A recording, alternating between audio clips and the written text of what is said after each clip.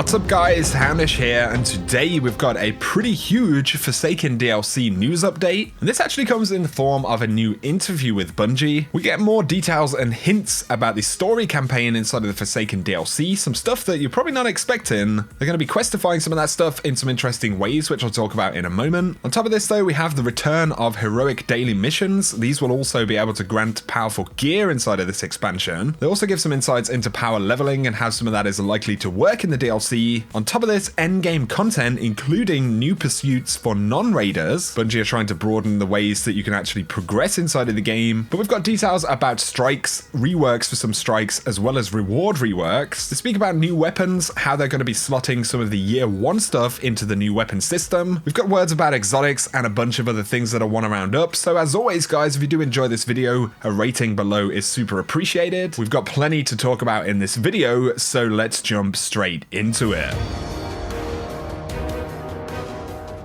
So before we get into all of the details, as I mentioned, this does come from a new interview with Bungie. So Games Radar interviewed Bungie about 12 game-changing elements of this expansion, and we get some pretty juicy new bits of information. So first up, they talk about the campaign and its new non-linear mission structure. Steve Cotton says it actually plays out a little bit differently. You go on a hunt and you get to choose the way that you're doing it, who you're going after, and in what order. Scott Taylor adds on the subject of the Barons, when the game comes out, you're going to see how they were involved in the unfortunate act of killing Cade. You're going to hate them just as much, if not more than Aldrin, and you've got to hunt them all down to get to Aldrin. At a certain point in the story, you're going to have a list you're trying to check off. So this is pretty interesting. I did get to play a section of the first chapter for this story. I've spoken about this briefly before. It starts out with a much more similar structure to what we're used to in Destiny 2, but it is the section of the story that kind of sets the motive for the rest of the campaign. And obviously it looks like it's going to open up in some interesting ways after that initial chapter. Steve Cotton says you're working towards the same end goal. You need to find Aldrin, but the way that you do it, there's choice over. And Games Radar did ask, does it matter what order you do it in? And Cotton said it might for power rating, just in terms of how difficult it might be. And Scott Taylor adds that he assumes once it comes out, people will have a kind of optimal order to do it in. So that's pretty interesting as well, the potential that you could actually pick a Baron who is kind of over leveled, but you still have the potential to go out and defeat that one. I'm really liking that idea that it is sort of an open quest and you can choose how you're going to find your way to the end of the campaign. And considering how they're doing this, I think it would be really cool if there's also some specific loot that you could get from these Barons. That would go even further in sort of bridging the gap between the campaign and the endgame content, which appears to be what they're really doing here with this new structure. Next though, they talk about milestone activities. Steve Cotton says there are 4 new strikes in Forsaken, 1 is Sony exclusive, but he goes on to say we're bringing back daily heroic story missions, so we're actually adding more ways to go out and get more power. You can do the heroic story missions, other daily challenges, some that are less frequent than daily, but more frequent than every week. And he adds that our goal is to get you to play strikes better than we actually have over the last year. Scott Taylor teases that we're doing a bunch of things in strikes that I'm actually really excited about, and when Games Radar asked, he said he doesn't think he can say any more, but of course from that we can get some pretty interesting bits of information. Daily heroic story missions will be back in the game, but the way Steve Cotton says we're adding more ways to go out and get more power is pretty interesting. This suggests that powerful gear, or at least competitive light level or power level drops, will come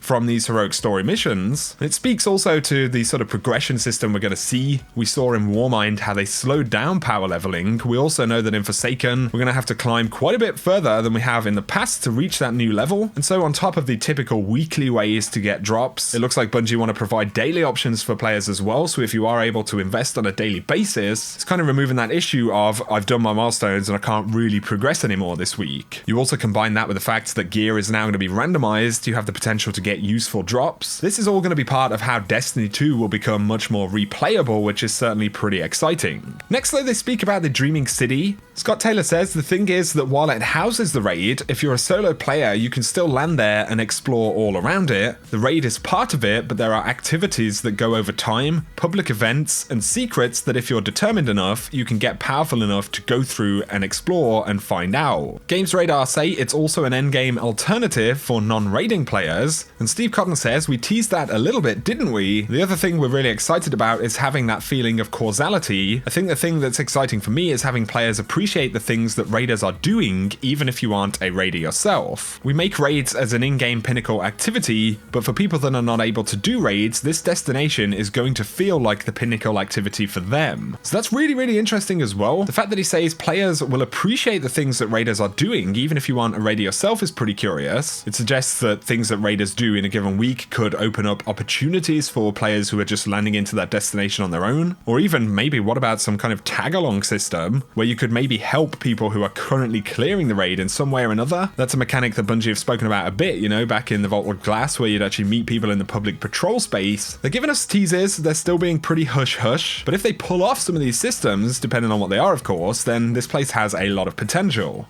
And here we get some insights about the kind of progression game, reasons to keep playing Destiny. It's definitely worth hearing. So Scott Taylor says, Year 2 kicks off with Forsaken, which is a transformative moment for Destiny. We're not only delivering all of that, but we have Triumphs, which is a new set of achievements that every player is going to get. We have the collections, we're changing weapon slots, adding random roles. All of those things are for all Destiny players. On top of that, we're still going to have events that are available to everyone, seasonal rewards, PvP and all of that stuff. Our players want endgame challenges, more exotics, more loot. So instead of doing the content drops that have that cinematic focus on the campaign that players may only play once, we want to lean into that escalation protocol type experience and deliver those more often. So that's really just a brief insight into the goal of the expansion overall and the content that we'll see in the annual pass as well. Next though, they talk about weapon slot changes and older gear. So Scott Taylor says the Year 1 gear will keep the same perks and all of that. It will be infusible, so for people who love Uriel's Gift, it will be expensive for you in the economy, but if you really want to, you can bring it up to that power gap. Scott Taylor goes on to say when the update comes out, weapons will move around for people. As part of this change, some weapons will be reassigned to different slots, and so people will log in that day, and some things will have shifted around. And that's in reference to Year 1 gear that we will have on our characters at the time. On the subject of weapon slot changes in general, Games Radar asked, what if I put a shotgun in all 3 slots? How will that change things? Will I be super overpowered? And Steve Cotton says the reality there is that you'll be able to do it just because of the way shotguns are going to work, but it probably is not the most versatile strategy because you're going to run out of ammo and everyone has to be 2 feet away. It's not going to be the optimal loadout, but what's interesting is that for someone who streams or wants to challenge themselves or wants to say, hey, I'm going to run the raid with 3 shotguns, do you think I can do it? They can go ahead and try it out now, and if they do it, they're going to be really happy. So you could run the whole game without firing a single bullet if you had bows and a sword, for example, and we're really excited about that. The way we're going to solve the ammo, we're not actually getting into details right now, but we are working on it. So those insights are definitely interesting. The one thing we learned for sure is that some of our gear currently equipped on characters will go into different slots when this drops. So, you know, what about an Ikelos shotgun in your secondary slot or something? Imagine running a bow and then the Ikelos shotgun and a Legend of Acreus or something crazy like that in a raid. That's just an example, of course, but options like this are going to be possible. There's a lot of stuff we haven't really heard about when it comes to Crucible inside of Forsaken, but Scott Taylor says the Crucible updates that we're doing and the new mode, the maps, are going to be available to all D2 players. We're moving it out of focusing on the paid expansions and making it so the population can stay together. I know that we've said in the summer we're going to have a permanent Rumble playlist and permanent 6v6 quick play playlist, and that's going to be here before Forsaken, and we're going to announce the stuff that's going to happen around the launch a little bit later. Steve Cotton adds, the Crucible will of course change as soon as those new weapon slots come into play.